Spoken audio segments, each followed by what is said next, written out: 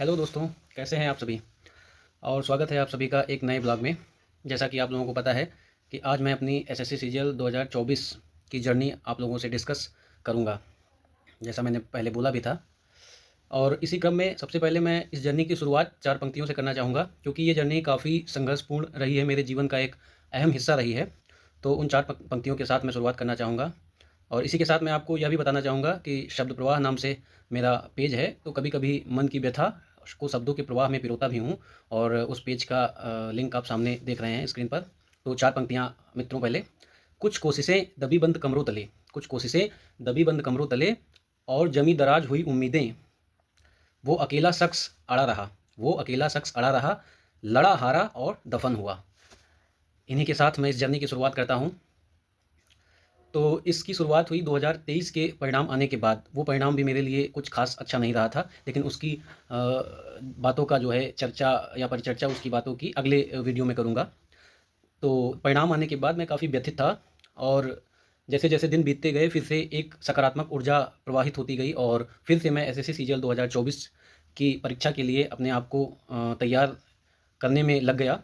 और इसी क्रम में उस दौरान 2024 में जब मैं यूपी एसएसएफ, जिसे Uttar Pradesh special security force विशेष सुरक्षा बल कहते हैं, उसमें प्रतिनियुक्ति पर जनपद लखनऊ में कार्यरत था। और लखनऊ मेट्रो और सचिवालय की ड्यूटी, यही काम होता है विशेष सुरक्षा बल का, इन्हीं की सुरक्षा की जिम्मेदारी होती है। तो मेरी ड्यूटी 2 से 10, 6 से 2 और 10 से 6 3 शिफ्ट में लगती थी।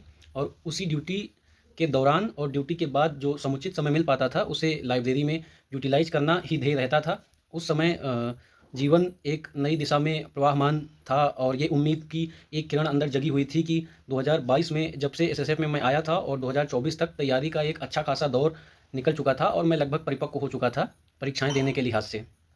तो उन्हीं सब तैयारियों के साथ एक बार फिर से मैं मैदान में था, और दिन आया, प्रारंभिक परीक्षा एसएससी सीजीएल 2024 की संपन्न हुई। एग्ज़ाम अच्छा गया, जैसा कि तैयारी ठीक थी। और आंसर की आई, आंसर की मैंने चेक की। मेरे मार्क्स मुझे याद है 173 थे। मैथ्स में 45 थे, रीजनिंग में 45 थे, जीएस में 35 एंड इंग्लिश में 47.50 ऐसे ही थे। टोटल 173 थी। उसके बाद जब प्री के मार्क्स आए तो नॉर्मलाइजेशन की वजह से वो 174.91 हो गए थे।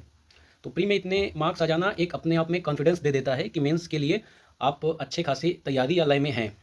उसके बाद मैं मेंस की तैयारी में मनोयोग से लग गया। मेंस की तैयारी के लिए रिवीजन जो 2023 की तैयारी के लिए किया गया था, उन्हीं नोट्स और वीडियोज़ को बार बार ब्रशअप करना, देखना, यही था। और मैथ्स और रीजनिंग में प्रैक्टिस के जो मॉक हैं उनको देना शुरू किया। मॉक में लगभग 320 एवरेज स्कोर बन रहा था आउट ऑफ 390, तो लग रहा था कि तैयारी सही दिशा में चल रही है। फिर एग्ज़ाम संपन्न हुआ, और एग्ज़ाम में परफॉर्मेंस ठीक ही रही। वैसे भी मित्रों, किसी परीक्षा में आप अगर प्रतिभाग करते हैं तो ये निश्चित रूप से यह नहीं कह सकते कि उस परीक्षा में जैसा कि आप एक्सपेक्ट करके गए थे, सिमिलर वैसा ही आपको परीक्षा में आपकी मनोगतिविधि के हिसाब से देखने को मिला हो। कुछ भिन्नता ज़रूर आती है, लेकिन ओवरऑल आंसर की आने पर मेरे 311 नंबर बन रहे थे, जिसमें से मैथ में 77 थे, रीजनिंग में 83 थे, और इंग्लिश में 123 थे आउट ऑफ 135, और जीएस के सेक्शन में 50 मार्क्स रहे हैं। जीएस और इंग्लिश सेक्शन में मेरी कमांड ठीक रही है, और इसी का परिणाम रहा कि ओवरऑल 311 नंबर बने, और कंप्यूटर में 48 थे जो कि क्वालिफाइंग थे। तो उस समय मुझे लग रहा था कि एक अच्छा ग्रेड पे तो नहीं, लेकिन इस बार मैं सीजीएल का एग्ज़ाम क्रैक कर ले जाऊँगा। लेकिन जैसे-जैसे परिणाम की तिथि नियत पास आ रही थी, वैसे-वैसे एक कोलाहल मस्तिष्क में उमड़ता जा रहा था। कट ऑफ के कोई वीडियो नहीं छोड़े, सभी कट ऑफ के वीडियो देखता जा रहा था। वो दौर ऐसा था कि दिनों, महीनों, हफ्तों में कट ऑफ के वीडियो ही चलते रहते थे। एक महत्वाकांक्षा थी कि कितनी प्रतिशतता सफलता की ओर कदम रखने में नज़र आ रही है, या मैं कितनी दूर हूँ सफलता से। और फिर इत्तेफ़ाक से मैं घर पर ही था, वो होली के आस-पास की बात है, परिणाम आया। परिणाम कुछ ऐसा आया कि मैं क्या, एसएससी के बहुत सारे अभ्यर्थी आश्चर्यचकित थे, और किसी ने इवन शिक्षकगण भी बहुत आश्चर्यचकित थे। किसी ने परिणाम की ऐसे उम्मीद नहीं की थी, क्योंकि असल में एसएससी ने उसमें एसएससी सीजीएल का पेपर 2 शिफ्टों में हुआ था, 18 और 20 जनवरी में। तो इसमें नॉर्मलाइजेशन का तो होना ही था। इसके साथ ही उसने एसएससी ने बोनस मार्क का ऐसा खेल रचा कि उस बोनस मार्क्स में बहुत अच्छे नंबर लाने वाले अभ्यर्थी फँसकर रह गए, और वो अभ्यर्थी जिनको अनुमान ही नहीं था कि उनको कोई पोस्ट मिलने वाली है, वो एग्ज़ाम क्रैक करके अच्छी पोस्ट पर सेलेक्ट भी हुए। तो ये काफ़ी आश्चर्यजनक दशा थी, और सभी अभ्यर्थियों की भांति जब मैंने भी कट ऑफ देखी तो मेरे पसीने छूट गए, क्योंकि cut off least cut off 2400 grade pay की 334 पॉइंट समथिंग थी, और ये मैक्सिमम थी, क्योंकि मेरे नंबर ही 311 थे, माफ़ करिएगा। तो मुझे लगा कि कुछ तो हुआ है। फिर मैंने बहुत सारे वीडियो नेक्स्ट 2 और 3 डेज़ में देखे, तो उससे ये ज्ञात हुआ कि शायद सभी टीचर एक उम्मीद कर रहे हैं कि बोनस मार्किंग हुई है। हालाँकि अब परिणाम तक एसएससी का परिणाम आने के बाद हफ़्ते 10 दिन 15 दिन के अंतर्गत ही फाइनल आंसर की और मार्क्स आ जाते हैं। तो जब मार्क्स आए तो ज्ञात हुआ कि मेरे मार्क्स जो टोटल हो थे वो बढ़ के 334 हो चुके थे बोनस मार्किंग की वजह से, जाहिर है। लेकिन वो दरमियान, वो समय, मार्क्स आने का, फाइनल आंसर की आने का और एक परिणाम आने का, बीच का समय मेरे लिए काफ़ी निराशाजनक रहा था। मेरे लिए क्या, मेरे लिहाज से वो जो भी अभ्यर्थी चयनित नहीं हुए थे और परिश्रम किए थे, उन सभी के लिए बहुत निराशाजनक रहा था। लेकिन उस निराशा के दौर में भी कहीं न कहीं एक छोटी सकारात्मक ऊर्जा की किरण अंदर विद्यमान थी, जिसने ये दिशा परिवर्तन नहीं होने दिया, और कहीं न कहीं वो पढ़ाई का क्रम अनवरत तो नहीं कह सकते, लेकिन रुक-रुक कर गतिमान रहा। और उस दौर में कई बार इंटरेक्शन होता था, जिन लोगों को आपसे उम्मीदें होती थी, वो आप लोगों से प्रश्न पूछते हैं, ज़ाहिर-सी बात है। तो उनको फेस करना, उनको उत्तर देना और उनको ये कहना कि नहीं, मैं इस बार फिर असफल हुआ। ये एक कठिन वक़्त था, लेकिन साथ के सहपाठी, अग्रजों और जो भी साथ के मित्र थे, उन्होंने, और अन्य परामर्शदाता जिनको मैं मानता हूँ, उन्होंने बहुत अलग-अलग तरीकों से समझाया भी, और चीज़ों को मैनेज करना, फेस करना, ये सब चीज़ें पहले भी ऐसी चीज़ें हुई थी, लेकिन ऐसा पहली बार था, क्योंकि परिणाम के लिए जो परिश्रम किया गया था, उस मुताबिक परिणाम आया नहीं था। तो निराशाजनक होना अपने आप में बात थी। कुछ दिनों तक तो चीज़ें चलती रहीं, लेकिन धीरे-धीरे करके वापस ज़िंदगी पटरी पर लौटी। ऐसा हमेशा से होता आया है कि रात के बाद सवेरा होता है, तो धीरे-धीरे ज़िंदगी पटरी पर लौटी।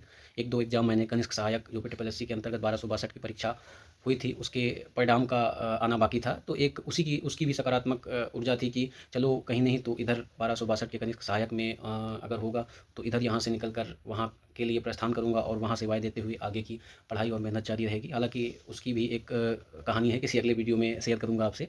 अभी के लिए तो इसी सीजीएल 2024 की ही बात करते हैं। और वो मित्रों, तैयारी का दौर ऐसा था, एक जुनून भी था कि मुझे याद है कि 6 से 2, 2 से 10, 10 से 6 ड्यूटी होती थी, लेकिन पढ़ाई के प्रति जो क्रियाशीलता उस दौरान थी, वो इस कदर थी कि मैं आता था ड्यूटी से और चेंज करके थोड़ा फ्रेश होके तुरंत लाइब्रेरी की ओर, और फिर वापस रात में 10, साढ़े 10, 11-12 भी बज जाए कभी-कभार, वापस लौटता था। और जैसा कि आप लोग जानते हैं कि बेल्ट या पुलिस या पैरामिलिट्री, किसी भी आप ऐसी जॉब में हैं, तो एक जगह संगठित होके, खासकर विशेष सुरक्षा बल भी एक पैरामिलिट्री जैसा ही बल है, तो इसमें एक जगह संगठित रह के जब आप लोग समूह में रह रहे हों, तो खाना-पीना भी मेस के ज़रिए प्राप्त होता है। हालाँकि बाहर रहने की स्वतंत्रता थी, लेकिन मैं अपने मुताबिक बैरकों में ही रह रहा था, तो उस आधार पर मेस के खाने के साथ रूबरू तो होना ही पड़ता था। तो जब रात में 10-11 बजे वापस आना होता था, तो मेस का खाना पूरी तरीके से ठंडा हो चुका होता था। यहाँ तक कि वो खाना इसलिए भी मुझ तक पहुँच पाता था, क्योंकि मेरे कुछ कह सकते हैं बहुत ही अच्छे मित्र और सहपाठी उस पूर्व विभाग के जो मेरे आस-पास रहते थे, वो मेरा खाना प्रतिदिन, मेरा टिफ़िन जो है रखा करते थे। और ये एक बहुत बड़ी बात होती है। सालों-साल उन्होंने ये किया, और मुझसे कभी एक्सपेक्ट नहीं किया एक भी दिन कि मैं उनका टिफ़िन कभी रख दूँ। इवन मैं रहता भी था, सोता रहता था, वो मेरा खाना ला के रख देते थे, एक अच्छी बात थी। तो वो टिफ़िन मुझे रात में 10 बजे या 11 बजे जब मैं आता था, खोलता था, तो खाना पूरी तरीके से ठंडा हो चुका होता था। और उसमें उस खाने को ग्रहण करने में बस एक भूख ही एक कारण थी, जो वो खाना ग्रहण कर लिया जाता था। वरना खाने के ठंडे हो जाने पर और उसमें स्वाद ना आने पर उसको आप खा रहे हैं, इसका मतलब है कि आप भूखे हैं, या फिर आपने अपने आप को ऐसे ढाल रखा है, क्योंकि ये आपके साथ प्रतिदिन होना है, और प्रतिदिन आपको ये सर्वाइव करना है। और आगे बढ़ने के लिए मुझे लगता है ये बहुत छोटा-सा बलिदान है, इससे बड़े-बड़े बलिदान लोग देते हैं, लेकिन चूँकि ये इस कहानी का एक हिस्सा था, इसलिए मैंने आप लोगों से शेयर करना उचित समझा। उस दौर में कई बार ऐसा होता था कि दौरान ड्यूटी, हालाँकि मैं ये भी कहूँगा कि ड्यूटी के दौरान अपनी कर्तव्यों का निर्वहन भी करना चाहिए, लेकिन कर्तव्यों का निर्वहन करते हुए भी जो समुचित समय मिल पाता था, मेट्रो स्टेशन पर ड्यूटी लगी होती थी, तो वहाँ सिक्योरिटी रूम बने होते थे, और सचिवालय लोक भवन जो उत्तर प्रदेश सचिवालय बना है वहाँ पर यूपी एसएसएफ की ड्यूटी लगती है एज अ सिक्योरिटी, तो वहाँ पर भी रूम बने हैं। तो वहाँ भी कुछ ना कुछ पढ़ाई की क्रियाएँ चलती रहती थी, जैसे छोटे मोटे मॉक दे दिए जाएँ, छोटे मोटे वीडियो फिनिश कर लिए जाएँ, और इन सब का बहुत छोटा लेकिन बहुत ही महत्वपूर्ण योगदान रहता है तैयारी में। तो समय का सदुपयोग जो किया जाना चाहिए, एक नौकरी करते हुए व्यक्ति को अगर कोई तैयारी में छोटे समय के योगदान की व्याख्या की जाए तो वो बहुत ही महत्वपूर्ण है। मित्रों, वीडियो काफ़ी लंबा हो रहा है। वैसे अभी मैं इस कथानक का 50 या 60% पार्ट भी इसमें आप लोगों के सामने प्रस्तुत नहीं कर पाया हूँ, लेकिन सार ज़रूर प्रकट किया है। तो आप लोगों ने इतनी देर तक मुझे धैर्य के साथ सुना, इसके लिए आप लोगों का बहुत बहुत धन्यवाद। और अगर वीडियो अच्छा लगा हो तो लाइक एंड सब्सक्राइब करना ना भूलिएगा। आपका मित्र सूरज, आप लोगों को बहुत बहुत नमस्कार।